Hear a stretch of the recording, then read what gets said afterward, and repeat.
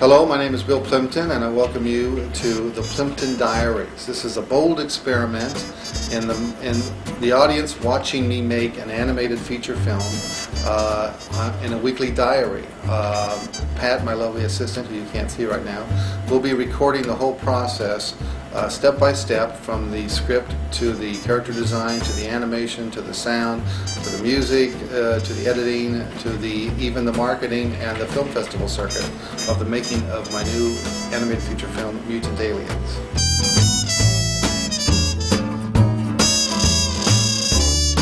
Original concept.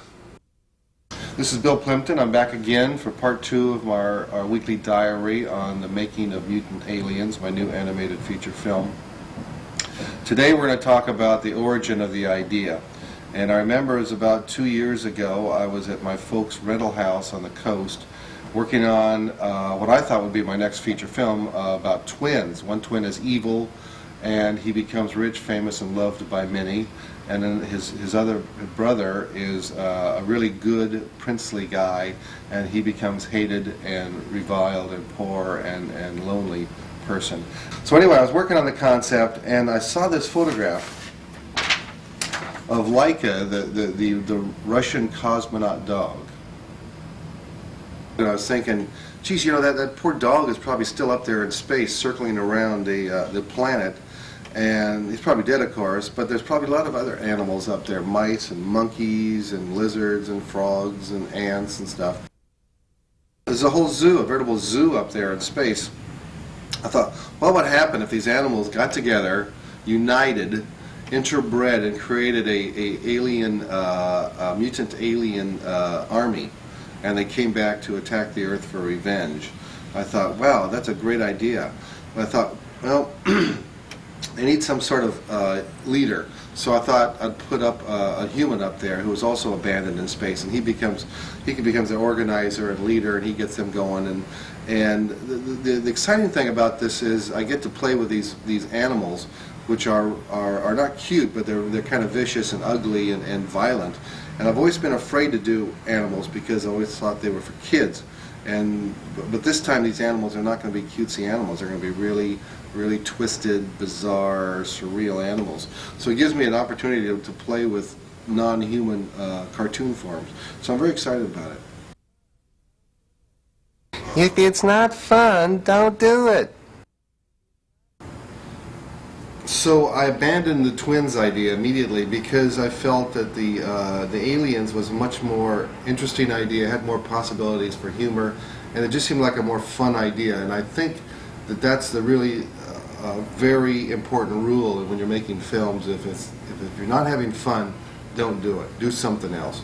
And in all my projects, I've always had a ball. I've always been exploring different directions, different ideas, trying to add some whimsy and some craziness to basically a wild idea, and that's why it's been fun for me, and that's why I do it. The money is not the big thing. It's the pleasure in making the film and showing the film to an audience.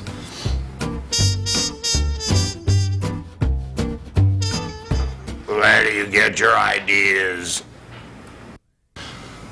So where do I get my ideas? Well, I live in New York City, which is a pretty twisted, surreal city to begin with. I did do a little bit of drugs in the 60s and 70s, and that freed my mind up to free associate, which I think is really important. And also I carry around a little book with me. It's also my wallet, of course, but in the front I have space for ideas that I get or visions that I see. So this is my couch here, my black couch. This is where I get a lot of ideas here. I just lay around early in the morning or in the afternoon when I'm kind of groggy and let my mind wander and sort of just see where it'll go. And I come up with a lot of ideas. I always have a little sketch pad with me or notepad, and I jot down the ideas. So I recommend it for all you young artists.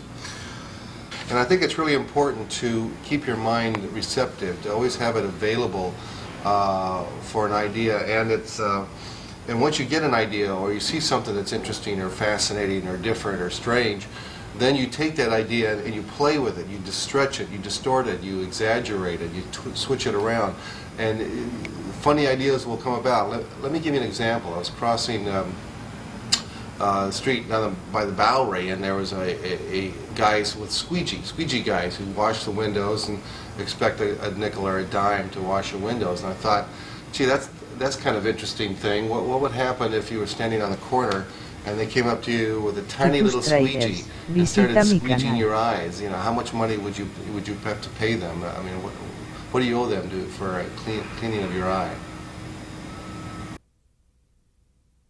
So after I got the idea for Mutant Aliens, it took me about 6 months to flesh out the script, and I jotted down little character sketches, joke ideas, concept ideas, you know, a little bit of dialogue, mostly though just the visuals, the kind of chase scenes and action scenes that I wanted.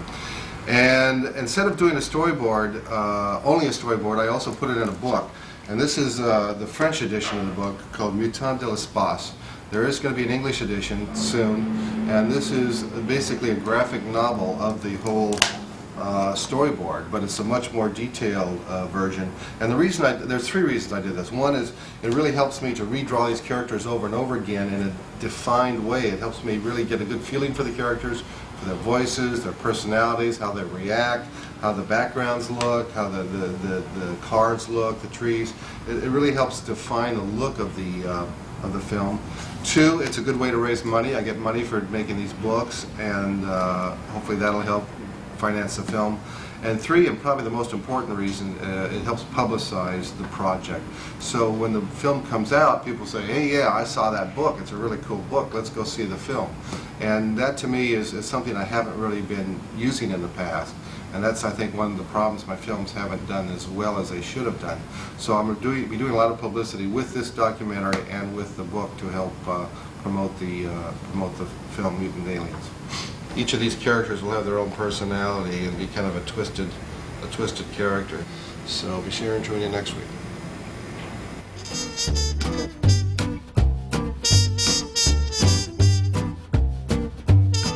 Gag ideas. Welcome to week 3 of the Plympton Diaries, the making of Mutant Aliens. I'm Bill Plympton, of course. And today I want to talk about gag ideas for the film. So last week I came up with a concept for the film about these aliens that come back from outer space for revenge. And I want to play with how many humor possibilities can I come up with that concept. So I just start doodling. I start doing crazy sketches. Here's some sketches of some possible aliens. You can see there's a snake and some sort of 4-legged animal, a gorilla. I don't know, this looks like a beaver, some bugs, just animals that are fun to play with. So I just started doing a lot of sketching, a lot of doodling, and also at the same time I do what's called some rough drafts. And these are just sort of plot points in the film. And usually, you know, usually they'll be like half a paragraph long with some gag ideas, something like that. And then if I need some particular gag ideas, I go over to my file.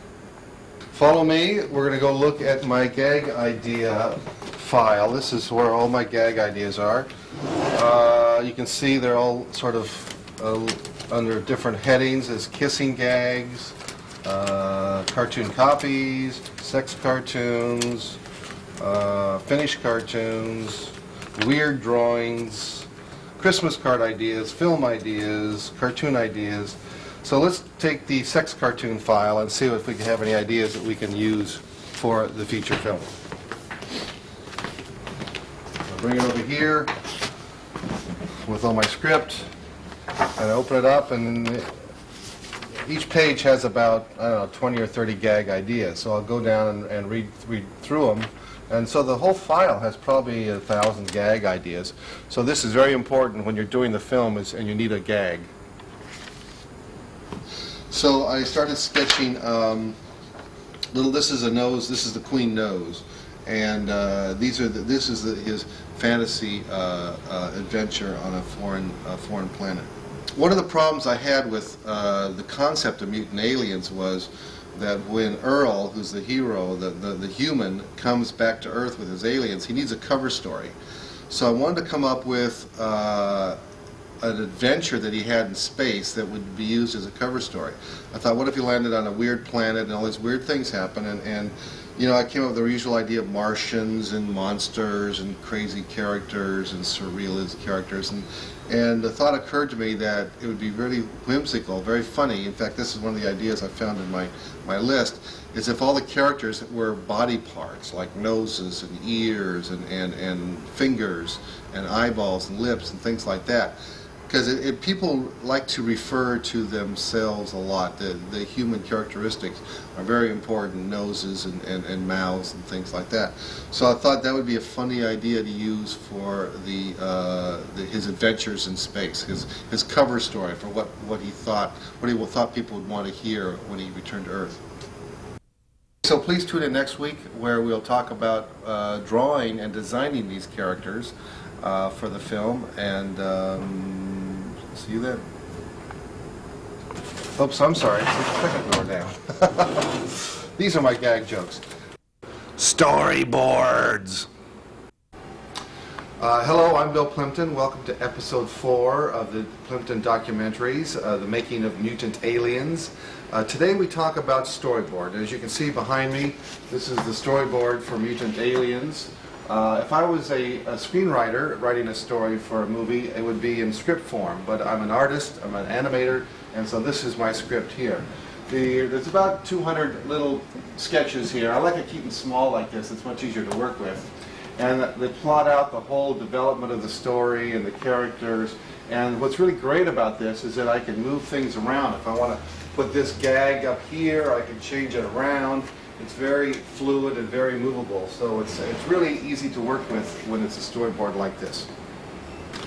So after I finished the storyboard, which I played around with and gotten to where I like it, then I transfer the drawings to book format.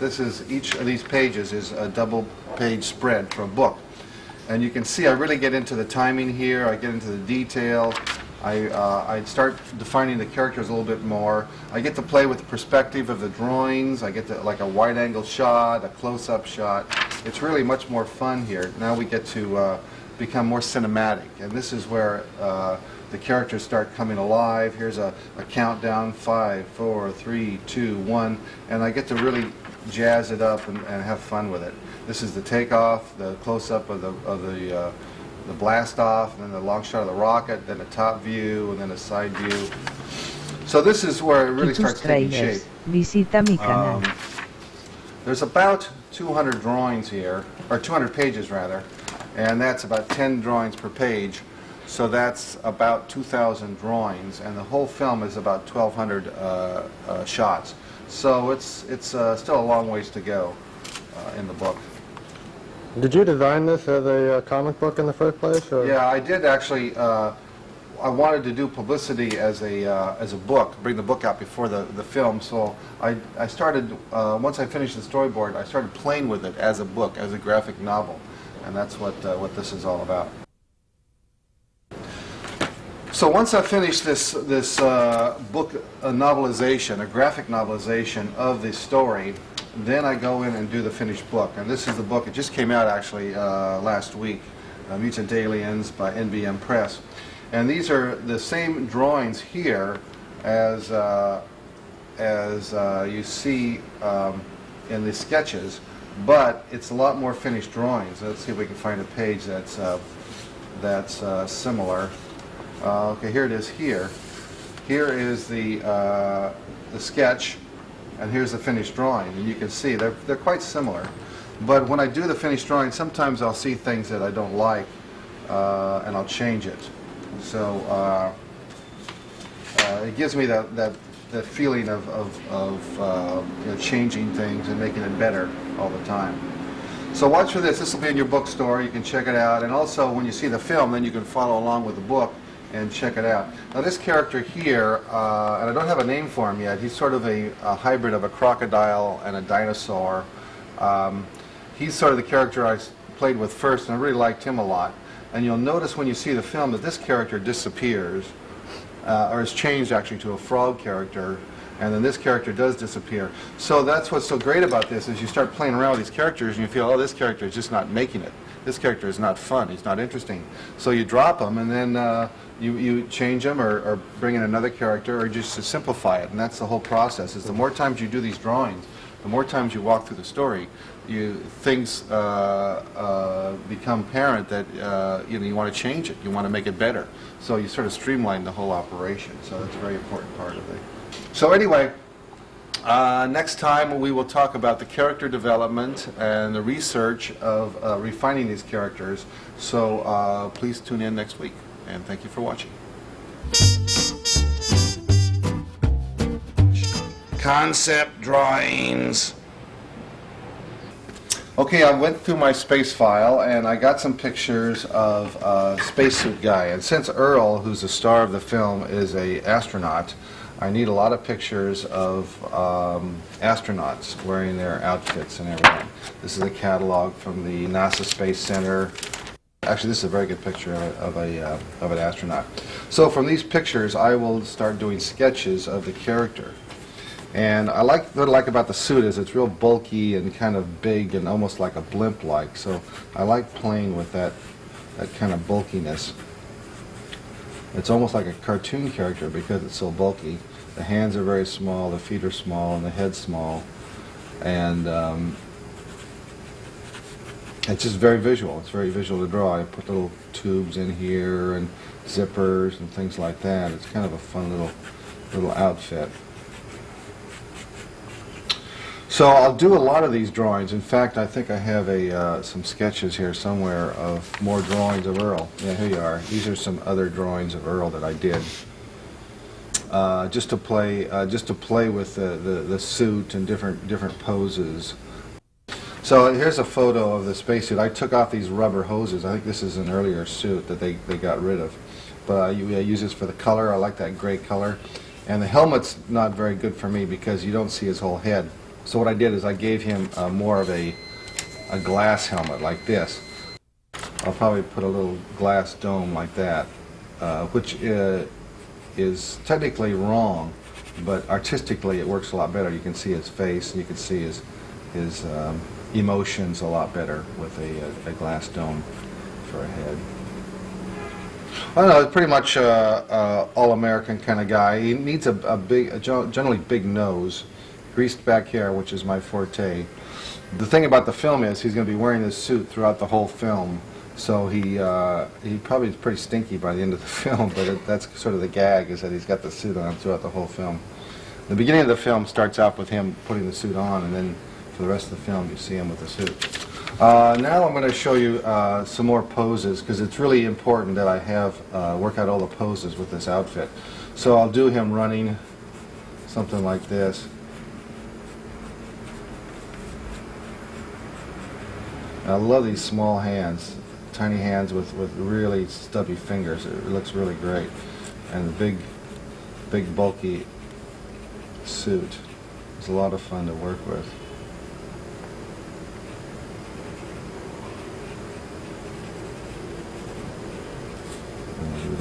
And going back like that. So it's almost like a child's proportions because the suit is so bulky. And you do a lot of wrinkles. The wrinkles are what makes it really cool.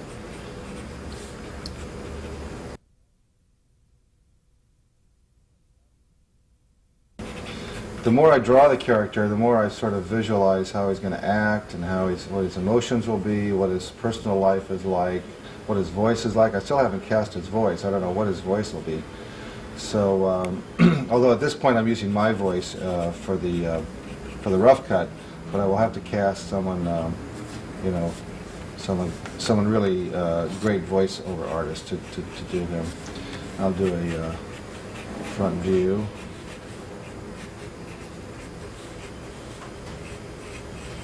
But I keep the sketches really small like this, and I think it's important for artists to keep the sketches small, because you really find a lot of interesting things when they're small like this. You discover a lot of stuff. And that's an important part of doing these sketches, is really discovering where the different styles of line and different facial qualities, and you really discover a lot of great things. So this is him running.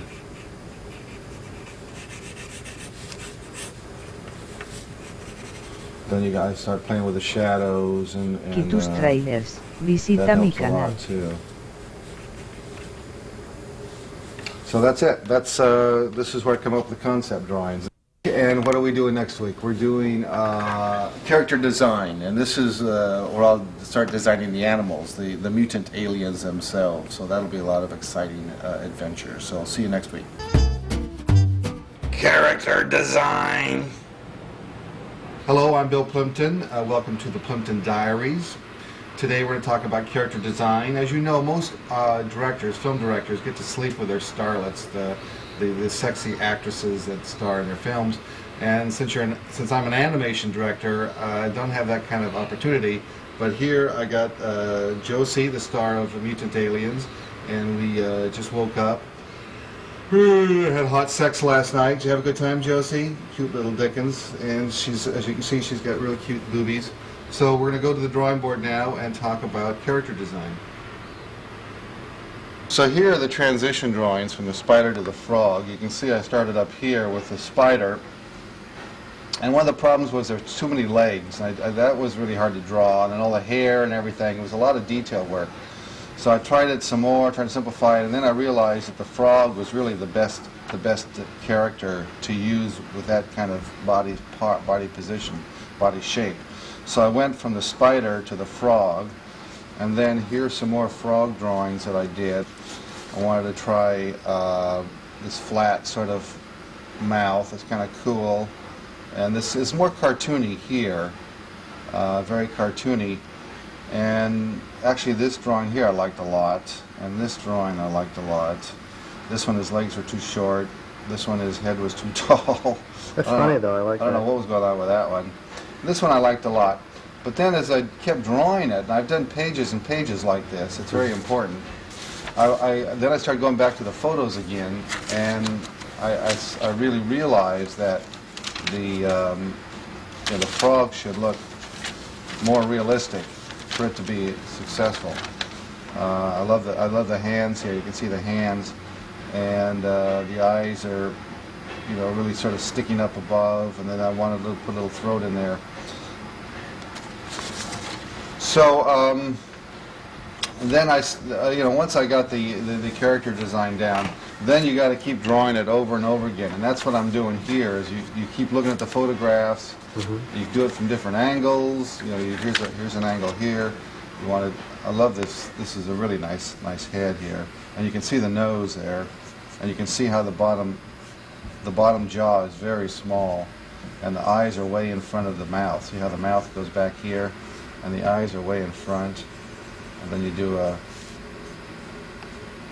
eye on the other side, and so it's that kind of stuff that makes it look real. That kind of imagery that makes it look real, that helps it really communicate.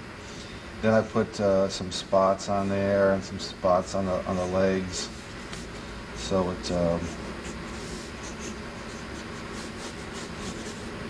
it has a real froggy feel. Now the next thing you got to really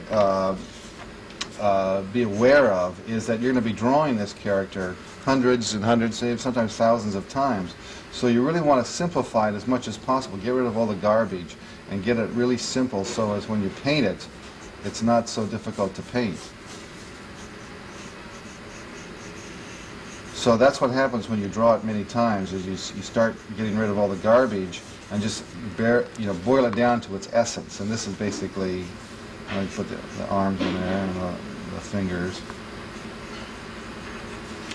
So this is kind of the character right here, and you can see how it's really copied from the photo.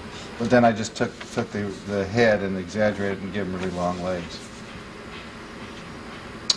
So the secret of doing good character design is drawing over and over and over, and sometimes hundreds of times before you start putting it on the animation drawing board, because once you start drawing it, it'll start evolving again.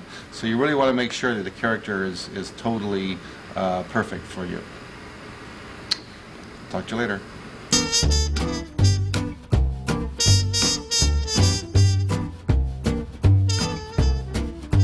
Layout. Hello, my name is Bill Plympton. Welcome to the continuing series of the Plympton Diaries, the making of mutant aliens. Today we're going to talk about layouts. So as I told you before, this is the book that I did, the graphic novel of the film Mutant Aliens. And I chose a series of drawings, here it is here, page 166, of the chase. And this is Dr. Fubar jumping in the little cart, and this is Dr. Fubar being chased by the aliens who are in another little cart. So it's kind of like a Keystone Cops chase, and they swirl back and forth between the trees, and then just another little angle. So basically it's just a chase sequence.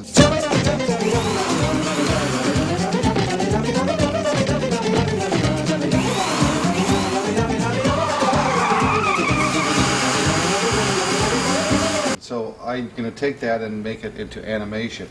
So what I do is I get a bunch of 8.5 by 11 just typing paper, regular typing paper, and come up with ideas, gag ideas for the chase. This is him jumping in to the cart, and the arrow shows what's happened, what the action is in this shot. So this is just one shot.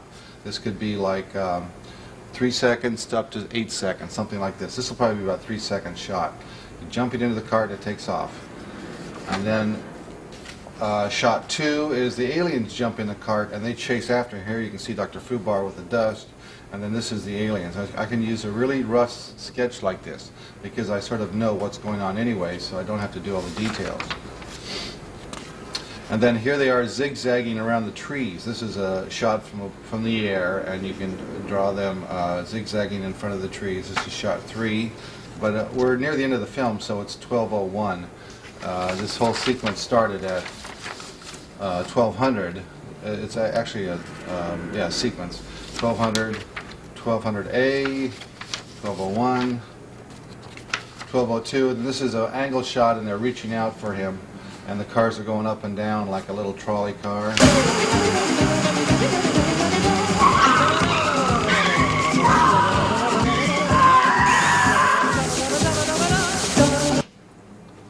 Then this is a shot from the front. Here's Dr. Fubar from the front, and they're trying to gather him with all these tongues and legs and feet and mouths and everything. So it's kind of a scary shot. And this is a POV of the aliens. This is him watching him zigzag, and you see him turning his head back. So it indicates to me what I'm going to do in the animation, how I'm going to have him looking back.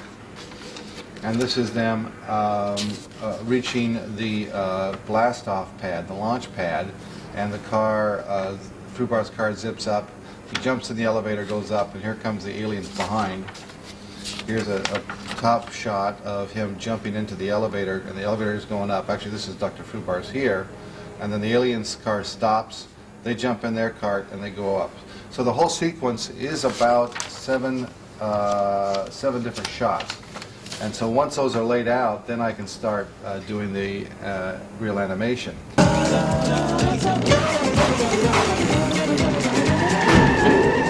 And also, I forgot to mention that I put notes down here in the bottom of the layouts for visual reference when I'm doing it. So as I'm at the drawing board, I'll pull out each layout, put it on my drawing board, and then I will do the animation, and then stick the layout in the scene when it's done. Figure animation. Okay, this is Bill Plympton. More of Mutant Aliens, the Plympton Diaries. Today we're going to do another piece of animation. This is Boris, the bad guy. Now what happens is, he's in a balloon. You saw in the earlier scene, he's in this balloon and he gets popped, and so he lands on top of the rocket launch site. This is the finished background. This is the TV camera, and I want a gun over here in the corner because he picks up a gun. So I made a little more of a detailed layout here of him landing. So first thing I got to do is draw the gun on a separate level. This is what this is here. It's almost like a AK-47 submachine gun. Those are the real ones, yeah. They look good. They're good-looking guns. Little shadow underneath. So it looks like it's laying there. Okay, there's my gun for now. I need Boris to fall and land on his feet and then turn around, pick up the gun and run off. So I need to get a pose. So what I do is I usually like this, and I sort of look at where my knees are, where my arms are, you know, like that. And he turns around, sees the gun, and then you sort of reach down like this. So I'm going to try and mimic this. This is what all animators have to do. They have to act, be able to act. So he lands here, looks, turns ahead, sort of raises his butt, and reaches over for the gun.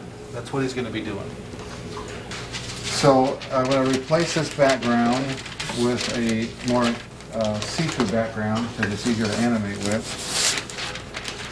This is the same background. And then this is my sort of rough animation. I'll probably have his legs come down like this. Then he turns and looks, sees the gun. And then he gets up and reaches for the gun. Okay, there's his head there.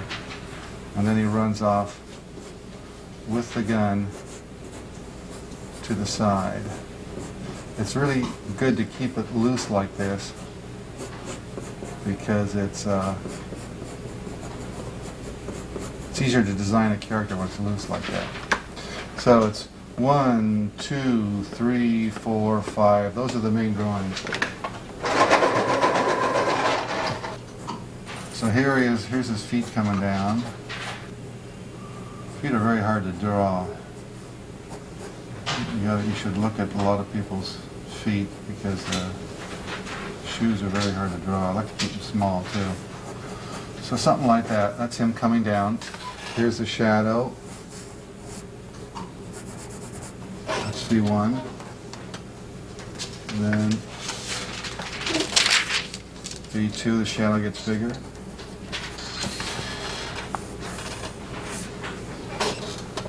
And then there's V3, I'm coming down. And then V4, he'll hit the ground. This will be V4. And his head will go down. Now I look at his faces here to make sure it looks like him. Kind of a Cro-Magnon face. He's kind of a bruiser guy, so he's almost like an animal. And then the shoulders go out like that. His hands are like that.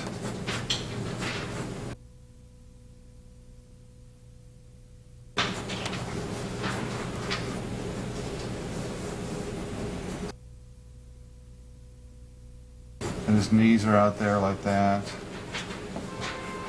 And I'll put his feet in here.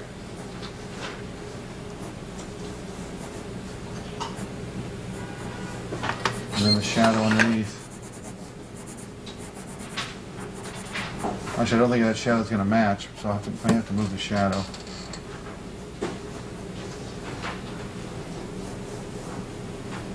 Yeah, heavy on the eyebrows and the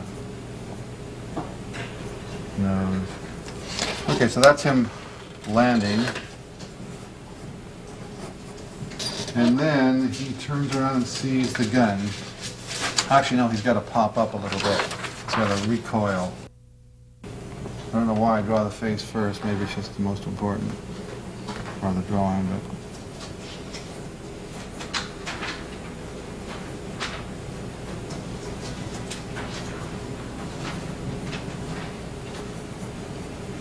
so now I keep the hands the same place, so I just retrace the hands.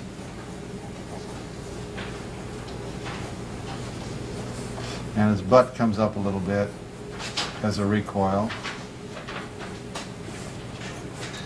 So here he is sort of bouncing back from the fall. Actually, you know what, I have to put some stuff flying here because when he lands there's all this dust and dirt that flies all over the place. And a lot of shadow here, a lot of heavy shadow. And then number 4, the dirt kind of flies off a little bit.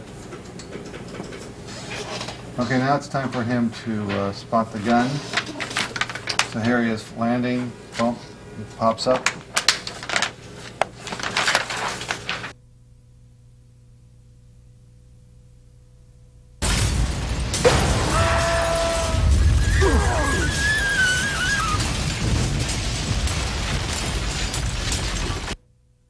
Shadows.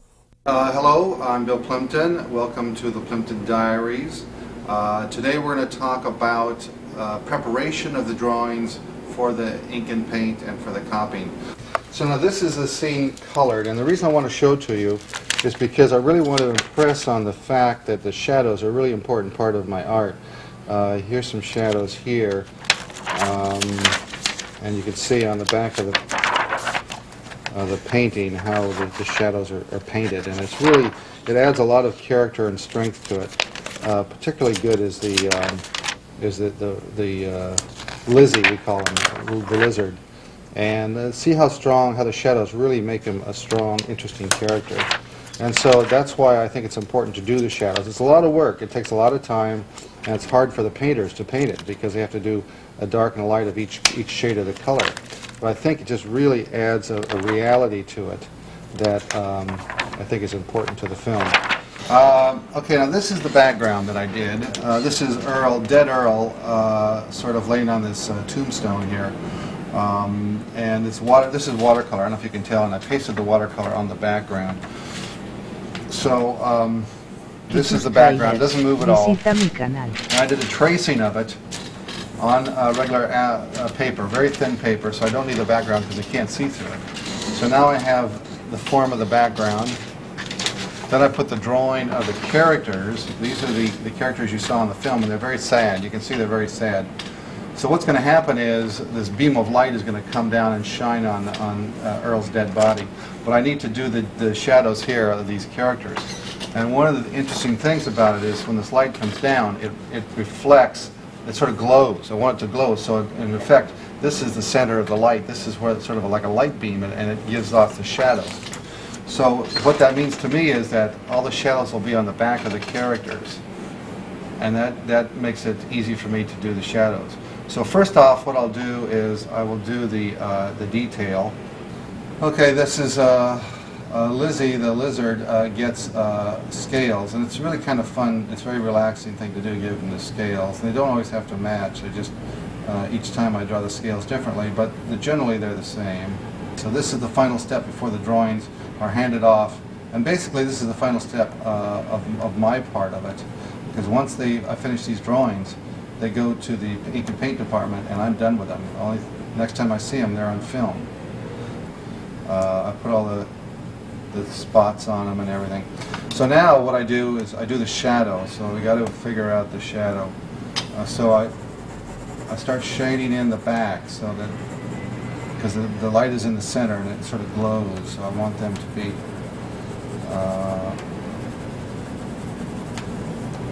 to reflect that light that's glowing on them. And so the characters in front will be pretty much in silhouette because the light is in front of them. So it's something like that. It's pretty sloppy. As you can see, it's really kind of a sloppy business doing these shadows. But when you do the color of the paint in there, it sort of works well, and it has a nice texture. I really like it a lot.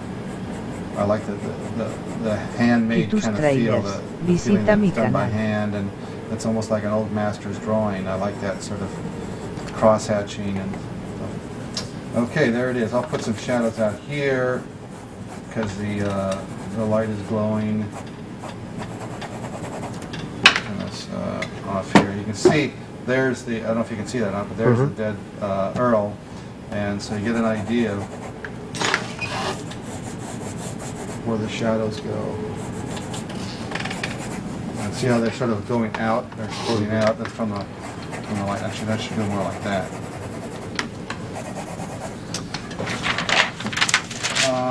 Okay, now I'll do the shadows for the painters to follow, and then I do an outline and follow my shadows that I did with pencil, and that makes it so much easier. See, like that. And then here the Bubbles guy,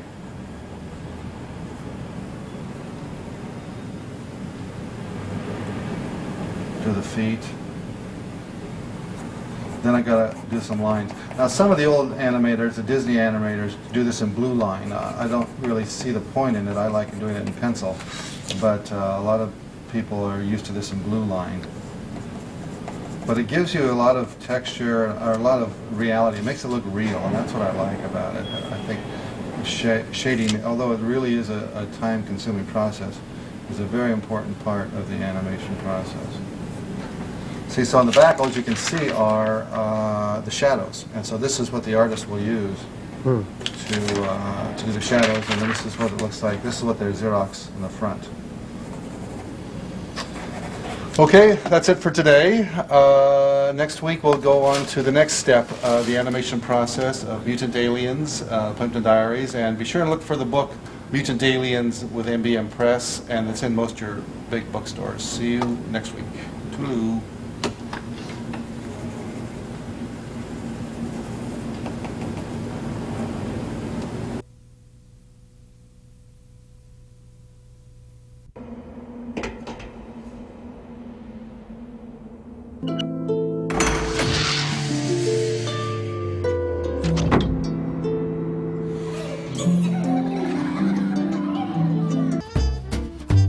Painting. Hello, I'm Bill Plympton, and we're back with the Plympton Diaries, the making of Mutant Aliens. Today we're going to talk about painting the film, and this is probably one of the most important parts of the film, because this is where the drawings become color, and they're ready to go to camera. So this is one of my painters, Signe Baumann, who you've probably seen in a lot of my films. She's the Picasso of painting cells. Rolls-Royce. The Rolls-Royce of painting cells, I'm sorry. So I'm going to let you, let Signe talk to you and tell everybody how to do it, because frankly I don't know how to do it. So she knows more than anybody, so I'll let her talk. Well, I learned it from you, Bill. Yeah, right. We get that drawing. First we get the drawing, Bill gives us a drawing, and then we have to decide colors, and Bill gives general idea. He says, the secretary, blue dress, Josie, blue dress, this is kind of like, you know, hockey, and then we take the jars over here, and this ready jars from Cartoon Color, and it says ochre number 20, and then we mix it with white, and we create colors which have names like queen, chair, shadow, like missile number 211, like all Josie's hair. And then when the colors are mixed up and we got approval from Bill Plympton himself, who is the president of animation, then and this all characters are designed and all the colors are written down, so there would be no shift in colors in the middle of scene. Nobody can change her skirt, you know, it has to be the same color. And then all the colors are decided. We just go to our tables and we sit down, and like for example, I got to paint dog. Now I'm turning this light box on. But you put, like, it's like a factory. You put all the drawings one by another one, and you know, this is one drawing, this is another drawing, and this is another drawing. So, you know, there are all the dog drawings here. I got to paint a dog, so I find dog colors. I find dog shadow and dog. And I start, and I flip the drawing over. You see, the drawing was like this. Okay. And I have to flip it over, so the cell would be from the other side. So, you know, from this side it looks like this with lines, and from the other side it's just getting painted like that. I painted his shadow. Look, it's just his shadow. And now I'm coloring his skin coloring. And I painted already his top of his nose, and I didn't paint his tongue yet. You need the light bulbs because it shows you if you covered it evenly. You have to cover it evenly, because if you cover it with lumps, then cameraman has a problem with Newton rings. And if you cover it very thinly, then the background shines through. Now, if you make a mistake and you go beyond the line, you Oh can yeah, just... like for example, like this. I did a mistake, so I pushed it up back with finger. Oh. So it's nothing really like, you know, criminal if I do a mistake. You can do mistake, but You got to be quick to fix it, because otherwise, if it dries out, it's harder to scratch it off. Yeah. Now, you have to let one color dry before you can put on another color, right? Yeah, but if you are in a really hurry, and if you do it really, really careful, you can do it. If you're in hurry. So there's the color. And then from the other side. I don't know which you like better. I kind of like both, actually, yeah. It's an animation. Like that. After we finish painting, when this scene is finished painting, this is a bad guy, right? So we put the background on, and it's, partially, just to check the setup. Then we put his body on a cell, playing violin like this. And because he doesn't have hand, so we put this thing on his hand. And then it's important that these match lines would match, So this hand here and this hand here, and it would be, like the colors should match also. You gotta make sure that other hand lines Right. up too, I see. Right. Okay. And we have to really check Y it tus before trailers, cameraman visita mi gets it. canal. Because if cameraman gets it off a bit like this, he has a problem to shoot this. And the problem being that the shoulder's in the wrong place. Yeah, Yeah. yeah, but right now it matches perfectly well, Yeah. so he'll be very happy. Right. That's what I want to say. And the next step, I guess, is checking and cleaning, and then going to camera. And you got to be very fast still painter, because there are so many things to paint always, and painting is the most time-consuming from all the processes here. The pegging is easy, copying is easy, and the painting takes more time, because each color, and you have like 12 colors for each character, each color has to be, put in, and it takes like 30 seconds or 40 seconds. For some people it takes minutes to put one color in. So if you put 12 colors, 12 times 1 minute, it makes 12 minutes for each drawing, and there are hundreds and thousands of drawings, so it's many, many hours, So you really have to be fast. And I say always that animation is like a knitting, You make like one little loop, you make a sweater, but it takes time to get there. What you having, Bill? He eats also sometimes. He eats sometimes? Yeah, he eats sometimes. Not very often. He's sneaking into the corner to have a eating look. my lunch, yeah. Bananas and yogurt and granola.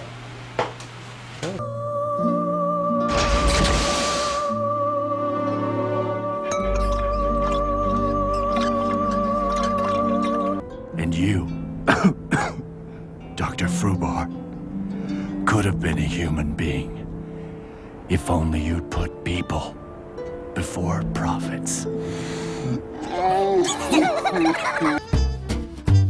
Backgrounds. Hello, I'm Bill Plympton. Welcome back to the Plympton Diaries. Today we're going to talk about doing backgrounds, and this is my setup, my blank white sheet for the backgrounds. The scene today we're going to do is a picture of the White House, and this is actually a more close-up view of it. I decided to make a longer view of it, so this is from the book Mutant Aliens. Be sure to pick that up.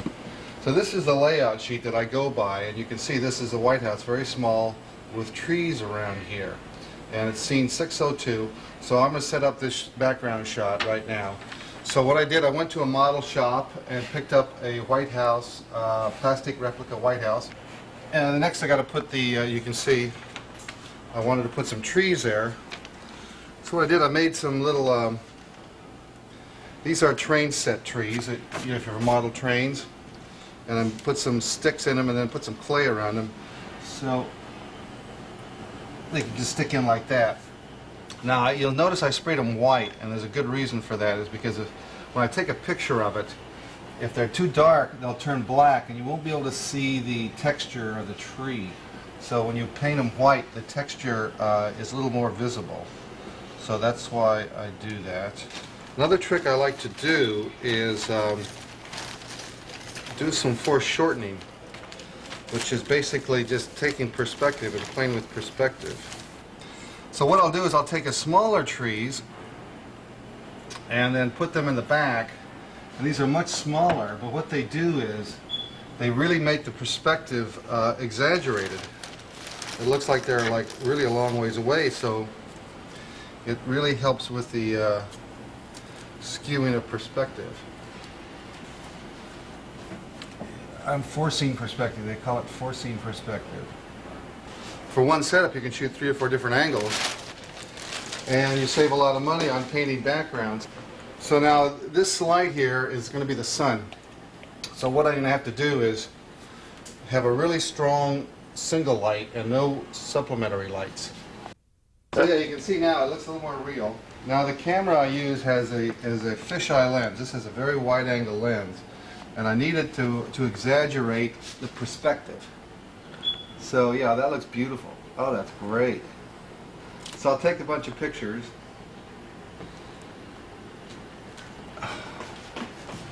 Yeah, you got to keep it low to give it a realistic look. Okay, we took the film, it's black and white film by the way, to the lab, and we had contact sheets made. So this is the contact sheet from the White House series. And so these are the photographs of the White House that we took, and I circled, you can see I circled in red the prints I want made. So this is the one I selected right here. So I took this to the negatives to the lab, and they printed this shot up.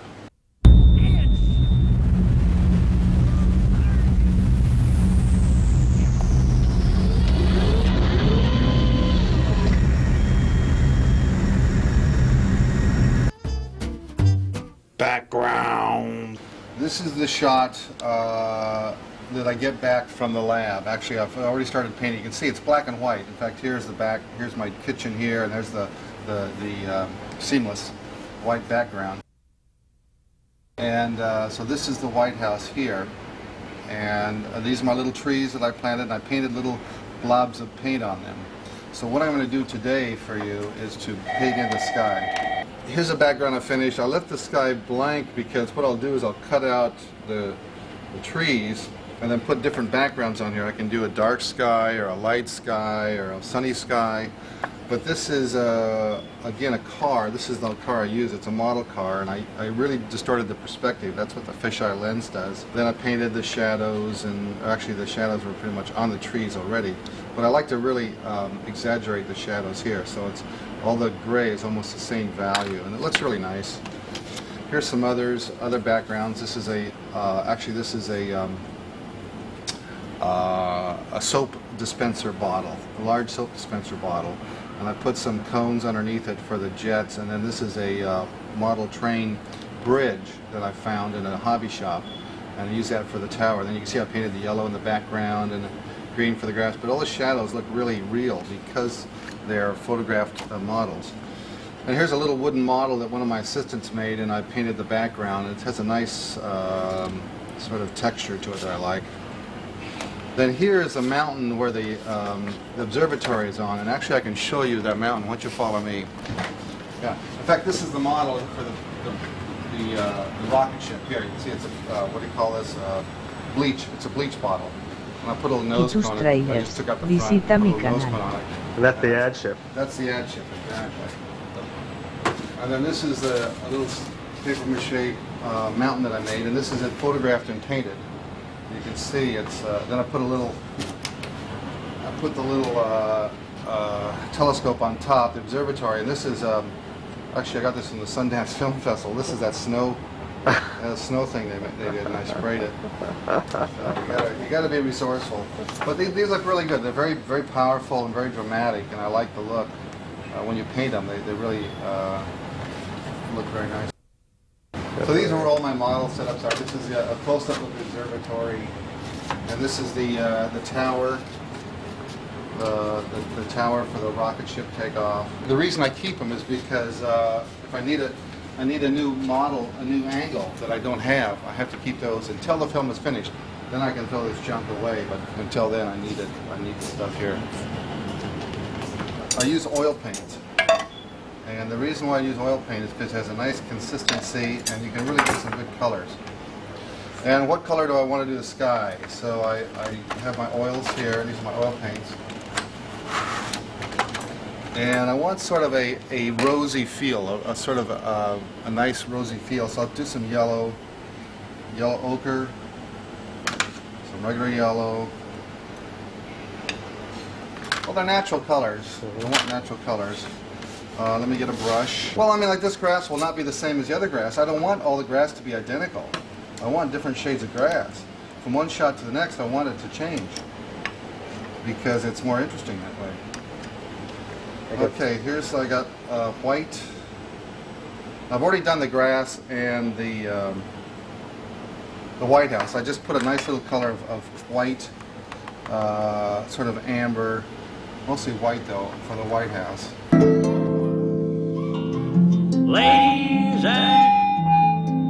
Ladies and gentlemen. Can't be. It is. Come on, Josie. Camera. Bill, what did you do with your movies? You do the film? Yeah, where is it? It's in the bottom there. Okay, we got film. Film. And we got an A to B movie. You got an A to B move? Yeah. It's. We just want to see some drawings. Let's see the field guide for the A to B movie. I'll just make it like it's a 10 field. Oh, shit, that's a nice piece of art, isn't it? Yeah, beautiful. Today we are here with my cameraman extraordinaire, John Donnelly. This is what he's got to shoot today. No, I'm joking. I'll have it done by the end of the week, though. So we're in crunch time, basically, is what it is. We have 2 more months to finish this film, shooting and editing, and to get ready for Sundance. So this is one of the final stages of it, is shooting the picture.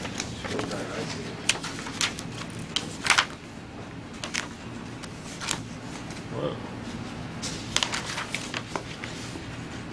Okay, Bill, this one looks like a kind of a snap zoom here. We got about a 4 field to 10 field in like what, 6 frames? From 8, boom, it's like 8 frames. He said he like turned his head and said, "Whoa." Yeah. What is my future wife doing under that big nose? By the way, there's 1,400 shots in this, and John says he's done over halfway. I say 700 is halfway. He says 400 is halfway. No, I'm in the 6s now. Let's see, the car explodes. Oh, okay. I want we the got these flare. I want the flames. flare a little bit. And when it explodes, I want the flare and jump around. It's quickie. No, like hot, hot, hot. Well, white. Almost a white. Should Yeah, we almost do? a white. Yeah. Should we do a fade to white? A long one? Can you just overexpose it? I can. You want to just snap it into an overswing? Yeah, just snap it and then fake, You got a pencil? fake to normal after about a second. Back to normal. What about you bringing your time-lapse camera in here and shooting me animated? We can run that over between the credits, closing credits. It's a really good idea. Yeah. I'm getting that camera back, actually. Oh, good. Just set it up and I'll just we do it for a day or something, or maybe 2 or 3 hours. Just me drawing. Oh, we'll set it up and it's on automatic. Yeah. So you don't have to be in here. Don't have to be here at all, and we can set it up and let it run for a couple of days. It's on the job site now, but it's coming on. Okay, great. I've never seen that before. That'd be kind of fun for closing credits. No, he really has been my cameraman for how long now, John? 10, 15 years? 15 almost. Yeah, it's been a long relationship. So after John goes through all the scenes with me, if there's any problems or questions that I can answer or mistakes that have to be fixed, then once we both approve of the shot, then he takes them back to New Jersey and shoots them. Y tus trailers. Visita mi canal. John's camera in beautiful Jersey City, New Jersey, right? That's right. That's right. The garden spot of The Garden State, yes. There is a garden. the garden spot of the Garden State, yeah. The camera garden.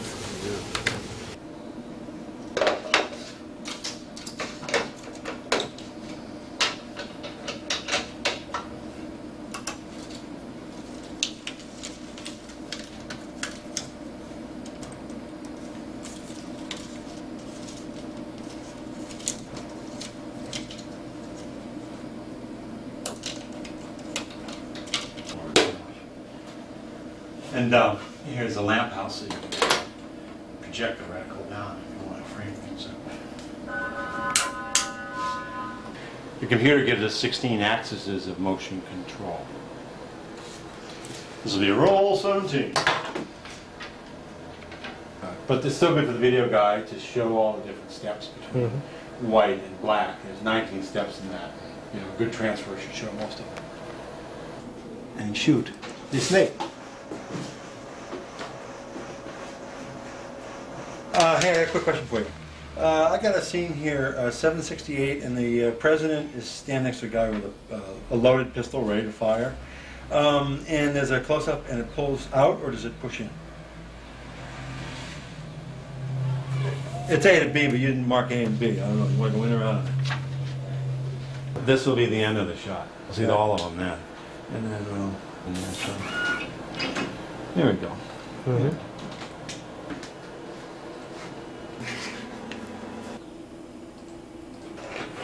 It goes from him. We'll zoom in to the guy with the gun. It's coming in. It's coming in. Coming in for landing.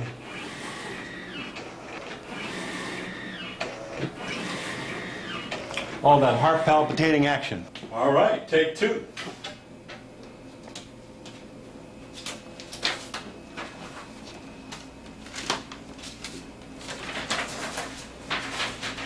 Cool. There you go.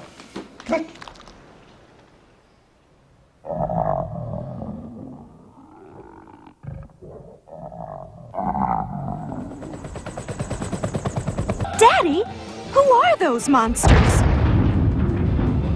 Come on, Josie, we gotta get out of here. You introduce me. I know you're out there, Dr. F. Music. Today we're going to talk about music, doing the music for Mutant Aliens. This is the house of Hank Bones. We're out here in beautiful Brooklyn.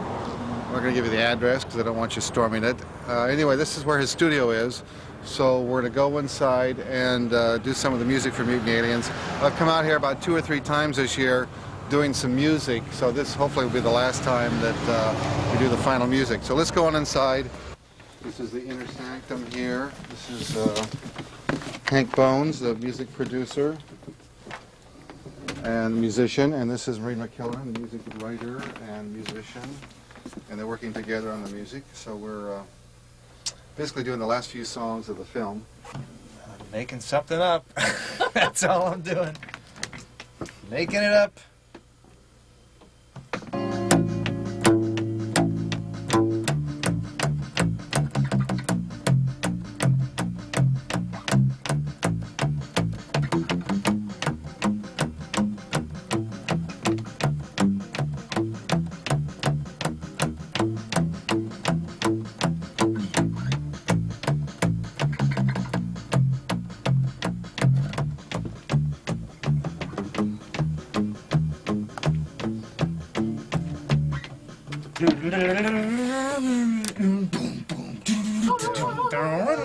It's gonna be nutty. Yeah, crazy.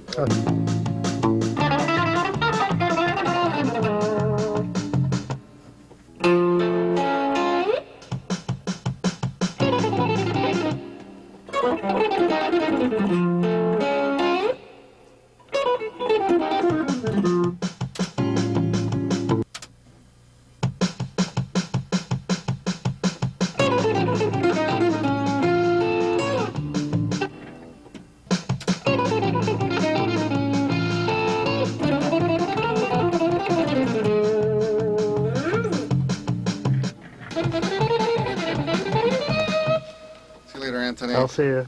Hank. I'm See you later, sorry. old bean. I'll be You around. wanna walk him out? Oh, no, I'm okay. We're layering Wagnerian sounds on a very edgy track. You say Wagner, I say Wagner. Wagner. Wagner. Let me try.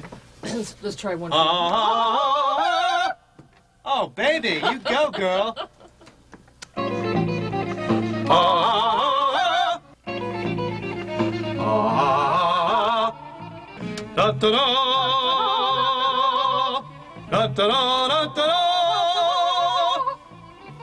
Yeah, Not ugly. sweet, not jingle. Ugly. Okay. Okay, let's take this again. There's not much call for ugly, is there? There is here. Da da da!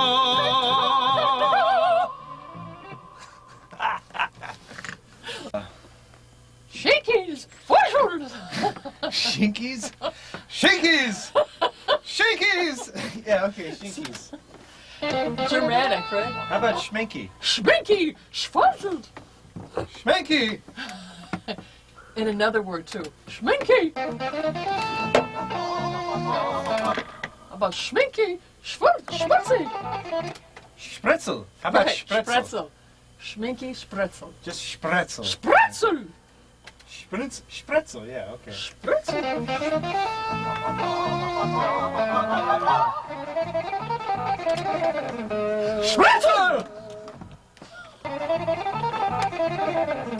Spritzel! Ba ba ba ba ba ba ba ba ba ba ba. Da-dum, da-dum, da-dum. Da-dum, da-dum, da-dum. Der Preis für Freischkitzen gießen nach der Leber. Let's see how that worked. It's the green alien that's dangling is about to fall. We should write an opera. This is school. It'd be easy, wouldn't it? Can you start from a high A? Let's see. Oh, wait a minute. Let me try it. And just going down. Yeah.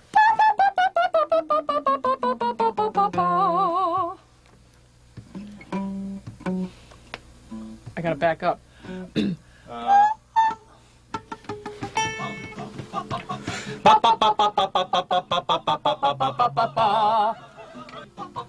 Katzenbogen, Katzenbogen, Katzenbogen nach der Leber. Well, a few more loud and glorious high C's, and we're gonna finish up with this. And what it's gonna be like, only God and you knows. And here we have. Just having a pickin' party. On Bill's dime. Fun on Bill's dime. Yep. Okay then. All right, And so it's all. It's back to work now. Everybody back on your heads. here we go. Yeah. Let the nails sink in. Katzenbogen, Katzenbogen, Katzenbogen nach der Leber.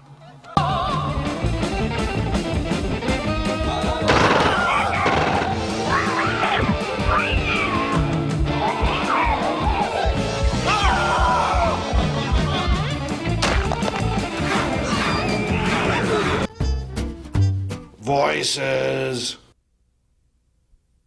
Hello, this is Bill Plympton. We're at Full House, and Phil Lee is our engineer. We're doing the voiceovers, actually the voices for Mutant Aliens, and we're now looking at the. Here we go. You got it, Phil. So we got a full day ahead of us. Lots of voices, lots of characters. Are you ready, Kevin? I am, sir, don't you know? Oops. Okay, this is shot 336A, take 4. That's blasphemy! He's the devil! Do it again. Give us one more on for take 4, and careful of the blasphemy. We got a little bit of a pop, please. That's blasphemy! He's the devil! Can you give me a little more of a southern twang on that, Kevin? That's Thanks. blasphemy! There you go, there you go. Yep. And this is take 5 for 336A. That's blasphemy! He's the devil! One more take. Once more. That's blasphemy! He's the devil! There you go. That's it. Great. Was that take 4 or? That was 5B. The devil! Okay, yeah, I like that one. Okie doke, is that it, John? That's it. I think that's it on the preacher, yeah. Okay, let's see, Matt, Matt, you were here first, so let's get you, Thank you very much. Let me get you. Thank you. It was fun. I just need to release. That's blasphemy! Daddy, Daddy! He's the devil!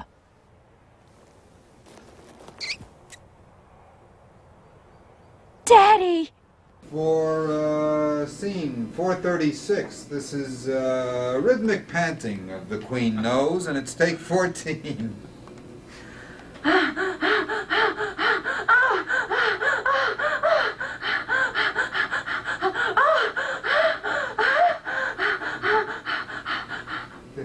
I'm sorry, now you can moan. Yeah, do that Tus heavy breathing trailers. and the moaning. Visita mi canal. Okay. And this is for shot 436. It's heavy breathing and moaning, and it's take 15.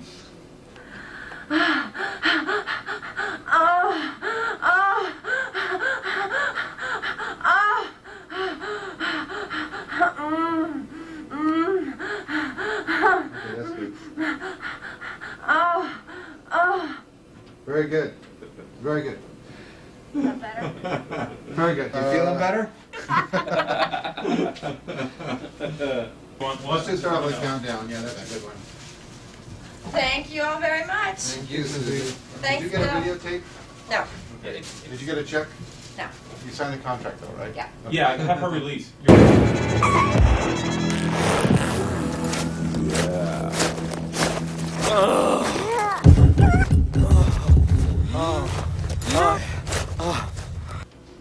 Wow, what is it?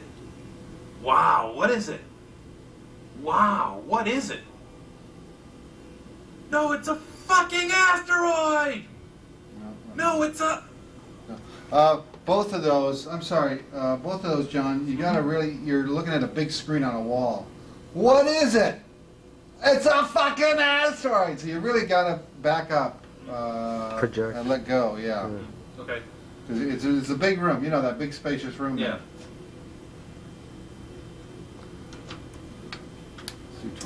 This is take 30 for worker number 1 and for shot 194. Wow, what is it? Wow, what is it? Wow, what is it? Wow, what is it? No, it's a fucking asteroid! No, it's a fucking asteroid! No, it's a fucking asteroid! Jeez, all three of those are good. Which one did you like, Phil? I like B. I thought it was really. Good B. Wow, what is it? A new sun? A new planet. No, it's a fucking asteroid! And it's heading our way! You've got to call Dr. F. Teft greening. The last scene has been painted, so in honor of that, we have this party tonight, where we're grilling up some chicken and having some beer and some salads And drinks. wine and oh, it's a pretty merry occasion. I think it's a sense of relief. This is our wrap party. We're wrapping. Actually, tomorrow we're wrapping, but it's such a beautiful day today. We decided to have a little picnic tonight. It's a very pleasant night in New York City.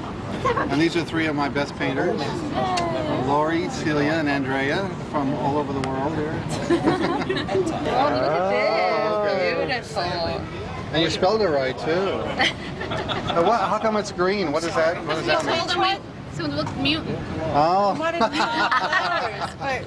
mutant? Oh, I'm sorry. I should have looked at it immediately. That's great. Delphine, how do you feel? This is Delphine. Yes, She hello. was actually head of production for about 6 months. Yeah, well, 9 months or something. Yeah, 9 months. Now they've been putting in very long hours, and it's partly my fault.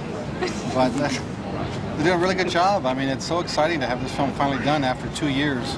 How do you feel now? Well, I want to see how it looks, actually. I'm not quite sure how it's going to look, and I want to test it. I want to see how people respond to it. Okay, smile. All right. Ooh, Mutant Aliens 2000. And it's green. Oh, and it looks mutant.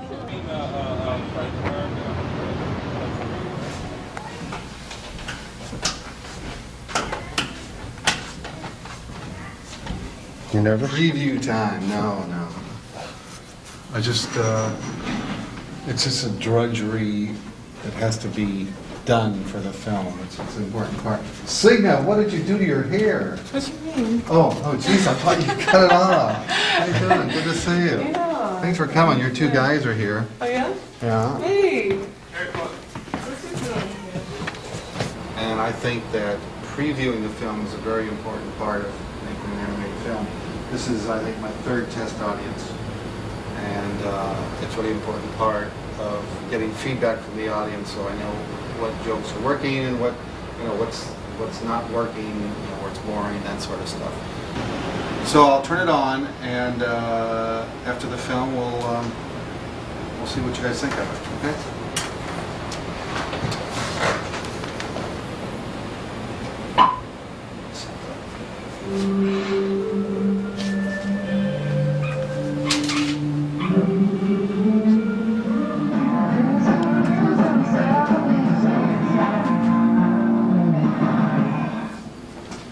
You guys want to take a break, get something to drink, or use the bathroom or something? Be my guest. No, I had a couple of questions. I have to actually go very quickly, but I remember in the very beginning of the chase, all of a sudden they speed up and there is a swish and swish and swish. What is that about? Well, it was an experiment I wanted to try, and obviously nobody likes it, so it's coming up. Well, it's just, it's these people, they're going so fast that they're so blurred that you can't see them. And it's supposed to be like a visual joke. I think it worked. I don't think well, a couple people have said that they felt like I lied to them because I told them this whole big fantastic story about the nose planet, and then all of a sudden, forget about that. It's actually another reality. Did that bother you at all? That's what he was doing. He was lying to them, wasn't he? Yeah. There was one moment where I thought we weren't going to know the truth. Because after the first segment, he just tells her. Right. And I thought that was kind of nice. Yeah. That I was never going to know. Because it was that lofty, Yeah. But then I didn't mind learning because it really spread out more and it took me to a different place. Thanks a lot, guys. You've really been helpful. I wish I could put your name in the credits, but it just doesn't. It's too late.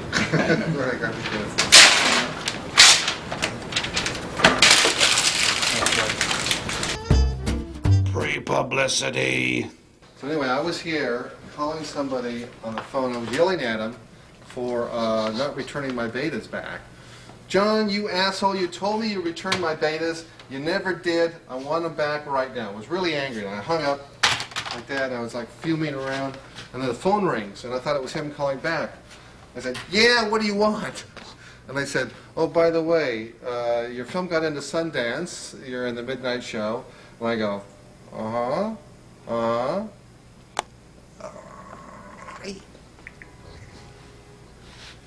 Thank you very much. I'm very happy about it. That's a little recreation. This is pre-publicity. And we have Andrea here who helps with the computer while John is gone. And what we did is we made a little trailer for the film and we put it on the internet. It's already on Adam Films, so Adam Films, you can look at the trailer. Also, what else we've been doing, we made, Andrea actually made this. This is an ad that's going to be in the Sundance Film Festival catalog, and it promotes the film, and Adam Films is one of the sponsors of the ad, and it shows the screening for the film. Also, this is something that Andrea made up. This is a flyer. We're going to hand out flyers to everybody. Actually, it's going to be more like a postcard. It's going to be, yeah, it's a little small. So we can mail it to people and also hand it out to people. And on the back, we'll have the screening times for the world premiere. I don't know if you can see that or not. At the Egyptian at January 24th. And Thursday, January 25th at the Village 3, Holiday Village 3. And then I'm doing a book signing for the Mutant Alien book at Dolly's bookstore the next day. So this gives everybody who's at Sundance the basic information on how to partake in the Mutant Alien experience. Also, another thing we came up with is we're going to do little keychain viewers. It's a little viewer, you put up the light, but you sort of associate these things with French postcards, real sexy, scandalous stuff. So we chose some scenes from the film that have a little bit of nudity, a little bit of violence, and it's really sort of outrageous kind of stuff. So people will collect these and try and get the whole set of each scene. And that's the point anyway. We're going to do about 200 of these and hand them out to special people only. Celebrities, distributors, press, people that are really, really important to the success of the film. So that's what we have planned for pre-publicity for the film, mostly for Sundance, but also we can use these for other film festivals too if they're successful. If it plays in Berlin or some famous European festival like Annecy, we will definitely use the... This is a hat. John Holderried made this for me. It's a one-shot hat. And then we have this sweatshirt that everybody who goes to Sundance gets a free sweatshirt, a mutant alien sweatshirt. So this will help hopefully create the buzz for the film. So everybody will be talking about it and want to go see it and want to see it in movie theaters. You become quite the marketer here. Well, you got to. Marketing is an important part of the process. And then here's a...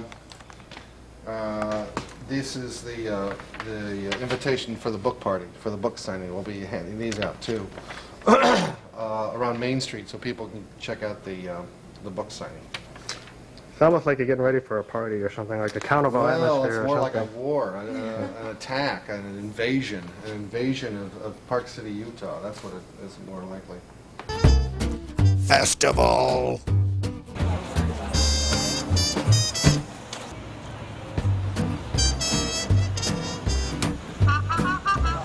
Success. But we got a lot of stuff to do today. We got a sketch pad. I'm going to do some characters of the film. I brought some drawings, some original artwork from the film. Horizon line.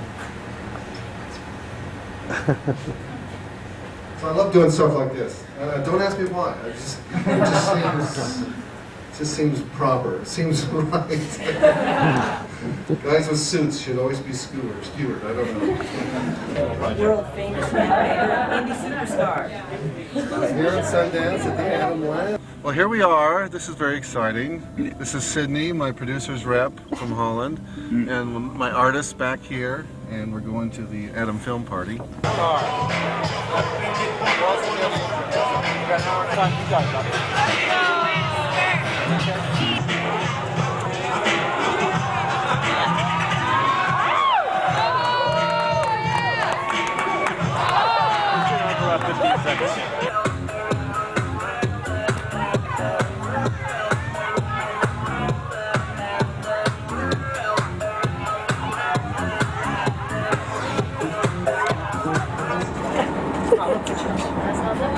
Do you have a dirty one? Yeah, we go to dirty. Do you want to see it? Try to see if it... I want the one that my music is on. This one. Sí, es cojones. Is that the animal? Can I see it? Can I see it? It's dirty. Oh my god. Hey, wait. Isn't that the... But I don't get this one. No, keep it if you like.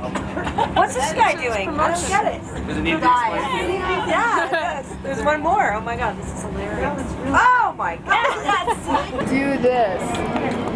Oh my god. Oh my god, it works. Look. Spray it. Yeah. That's amazing.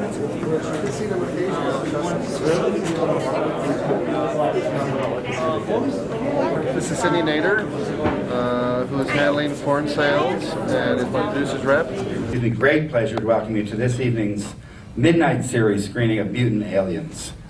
This is a festival that I've talked a lot about in terms of animation. You know, in some ways, independent animation is something of an oxymoron. It's something that really has never fully existed with the exception of Bill Plympton. You know, we've shown Bill Plympton's works for years. He's the only person I knew who literally took on major feature films as an animator. This year was interesting because there were 3 other feature films in the festival that have animated segments in them, and it's also very, very clear that a lot of the way production aesthetics and a lot of, in fact, I think a whole new generation of filmmakers are going to be using animation a lot. That said, it's really great And we have someone here who's with the same level of perversity and wonderful style that he's always had. It's a great pleasure to introduce to you Bill Plympton.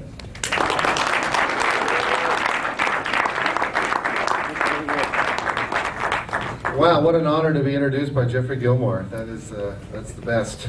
This is much better screen than last night. The last night was so depressing. People recognize that. Yeah, it was really terrific. Yeah. So do you have to be a cute girl to work in your studio? Well, they're all young students. I don't know, women are just better artists than guys. There you go. But that is made up.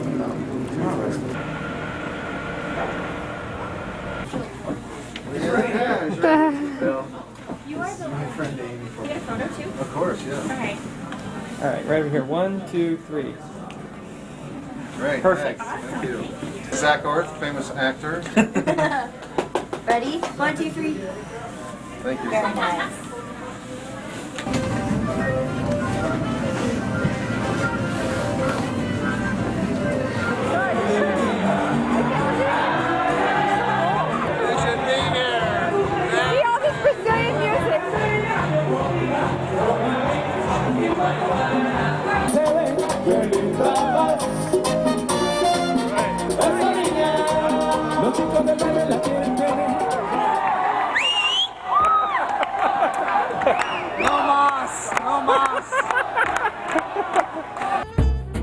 Film premiere.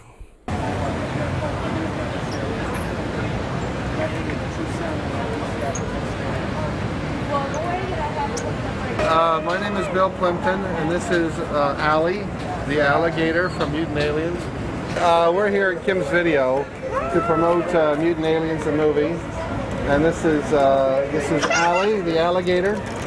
And he's really nice. He doesn't hurt people, does he? No, he doesn't hurt people. He's soft. Look at him, he's very soft and friendly. And he likes love. He needs love. We all need love. Be careful now, he's very sensitive. Don't be too Mutant Aliens, the movie? Mixing with the people, you know. I go there. Really getting people excited about it. Yeah. They don't have this. You better be careful. A dog is coming. Oh, here comes a dog. Yeah, he's going to pee on you. Yes, I have to gauge at people when they come by if they're my audience or not. Like if it's older people or really young kids, I know it's not my audience. So also if they're a little outrageous, you know, Mutant Aliens, a movie. Like this guy, very outrageous. He definitely gets a card. So I sort of look at him and say, would they be my audience? And thank you. Oh my God, this guy's got a death wish. So Mutant Aliens, a movie. What's this? Very weird. It's an animated film. Oh. This is the star of the film right here. Hello. Okay. Very good. Thanks a lot. Tell me if you like it. Thanks, man. You bet. Come to the screening. It has a big party afterwards. There? I died. I'm stepping on his tail. Stepping on his tail. Oh, strawberries in plastic. Oh, you have to take it out of the plastic. Hi. Mutant Aliens, a movie. Check it out.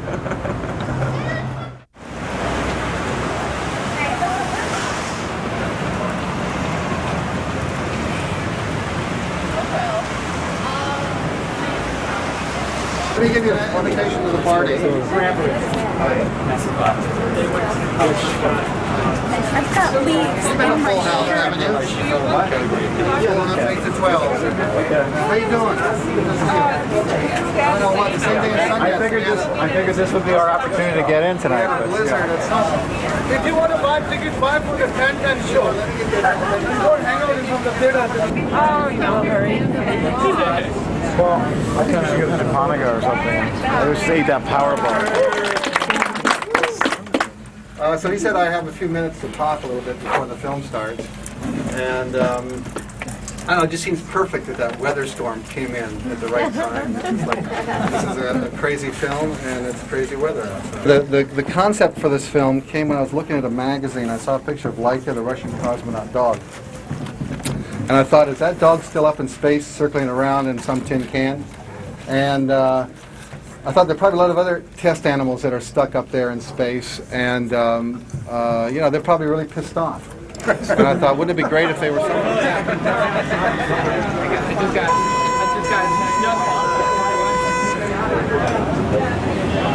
What happened?